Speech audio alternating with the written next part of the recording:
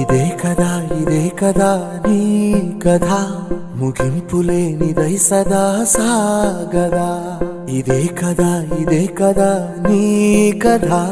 ముగింపులేనిదై సదా సాగదా నీ కంటి రెప్పలంచున మనస్సు నిండి పొంగిన ఓ నీటి బిందువే కదా నువ్వెతుకుతున్న సంపద ఒక్కొక్క జ్ఞాపకానికి 100 ఏళ్ల ఆయువుందిగా ఇంకెన్ని ముందు వేచెనో అవన్నీ వెతుకుతూ పదా మనుష్యులందు నీ కథ మహర్షిలాగా సాగదా